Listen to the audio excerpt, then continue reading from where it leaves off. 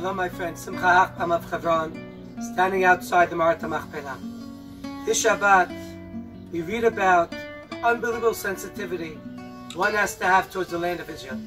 And the Torah warns us that we must conduct ourselves in the most moral and ethical way, because the land cannot tolerate any of the abominations and any of the promiscuous and immoralities that the Torah lists in this week's Parsha.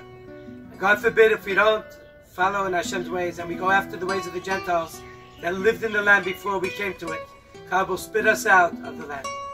And the Ramban teaches us on this pasuk that there's a special relationship between Hashem and the land of Israel.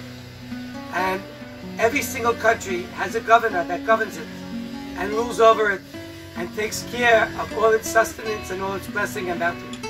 But the land of Israel, God does not delegate to any other celestial being. God personally himself oversees everything. And he personally makes sure that he himself governs every aspect and every detail what happens in the land of Israel. And this is the special love God has for the land of Israel, that his eyes are constantly gazing on the land, always watching over it with great love and admiration. We should be privileged this Shabbat to not just be a free people in the land, but to also be a holy people in the land of Israel and conduct ourselves to all the values of the Torah and all the mitzvot of the Torah. And God willing, the land will be able to contain its children and will be able to have longevity and good years upon here in the land of Israel.